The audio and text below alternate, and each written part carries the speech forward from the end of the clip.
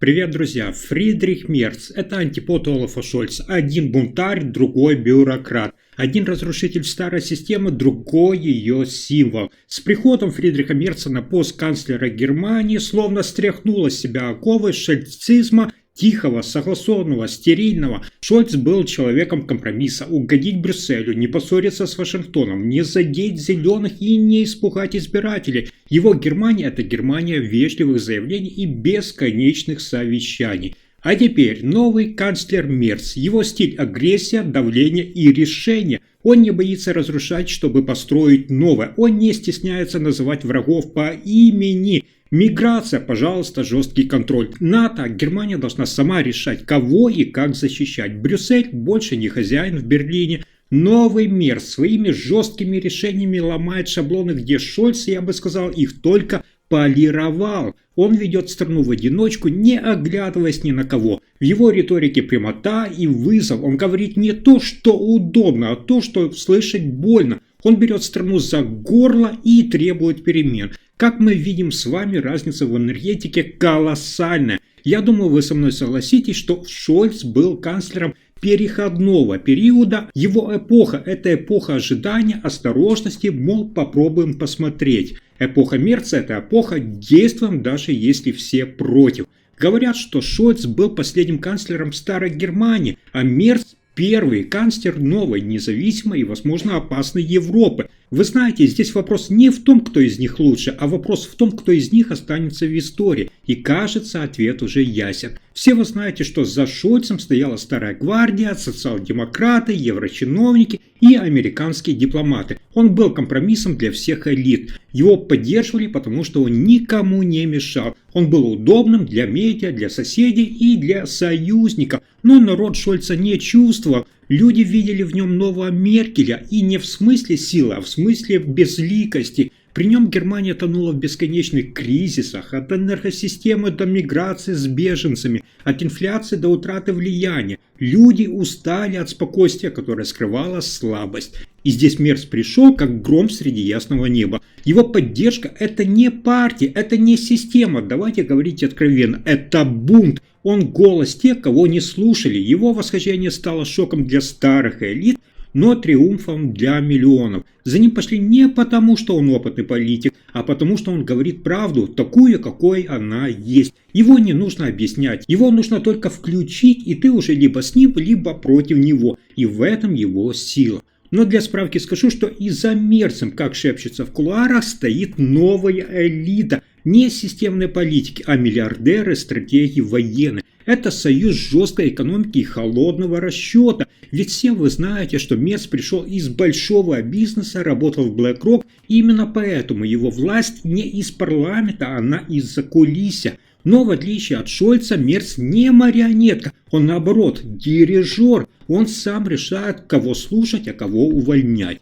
Интересно то, что если Мерц решится снести все, он это сделает. Именно поэтому его боятся, именно поэтому его слушают, именно поэтому его путь – это либо победа, либо полная катастрофа. Представьте себе две Германии. В одной правит Шольц, она тихая, послушная, сдержанная, внешне стабильна, но внутри уставшая, подавленная, потеряна. Народ живет в режиме «потерпим еще немного». Бюрократия давит, миграция с беженцами выходит из-под контроля, экономика буксует, энергетику вообще лихорадит. Решения принимаются медленно, а реализация еще медленнее. Давайте говорить прямо, все как в болоте. Хочу признать, что Германия под Шольцем была чемпионом соглашений, но не действий. Страна стала предсказуемым, скучным гигантом без амбиций. Даже в Европейском Союзе на Берлин перестали оглядываться как на лидера, скорее как на дядю, который все профинансирует, но ничего не скажет. Я думаю, вы со мной согласитесь. А теперь внимание, представьте вторую Германию, Германию нового канцлера Фридриха Мерца. Взрывная, дерзкая, я бы даже сказал без тормозов.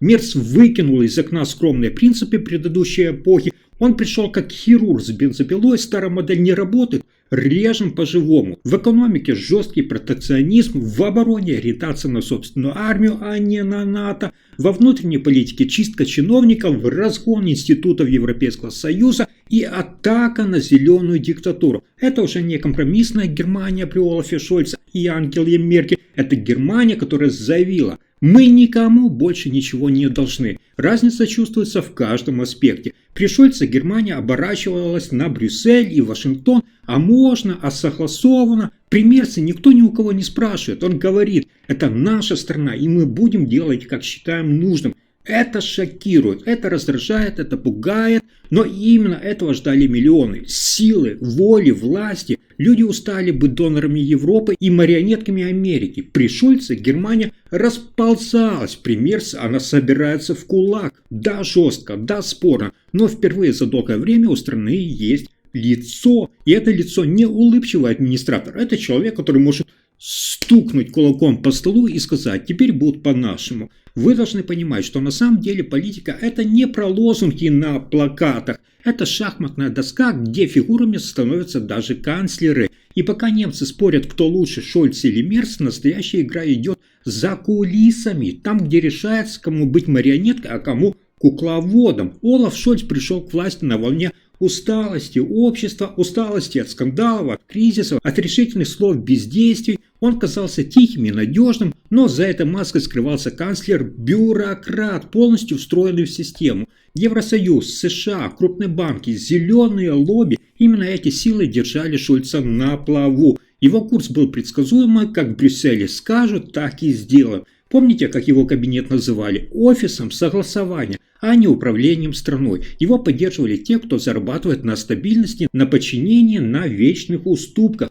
Теперь посмотрим на Мерца. Это не просто новый канцлер. Я бы назвал это политический спецназ. За ним не те, кто боится перемен, а те, кто их, наоборот, требует. Немецкие промышленники, олигархи старой школы, военные, спецслужбы и даже молодые технокапиталы, все они видят в Фридрихе Мерце не просто лидера, а исполнителя их запретной мечты – сломать прогнившую систему и построить новую, сильную, суверенную Германию. Невероятно то, что в кулуарах Бундестага шепчут, у Мерца уже есть теневой кабинет, группа реформаторов, готовая переписать Конституцию, отменить старые партийные схемы и поставить под контроль медиа. Мерц не играет в президента или канцлера, как Олаф Шольц. Он строит вертикаль власти. Его действия резкие, можно сравнить с почти военными. Выдворение евробюрократов, атака на средства массовой информации, независимая армия, конфликт с Трампом. Он не ждет одобрения, он уже действует. Если Шольц зависел от Брюсселя, то Мерц угроза для всего Евросоюза.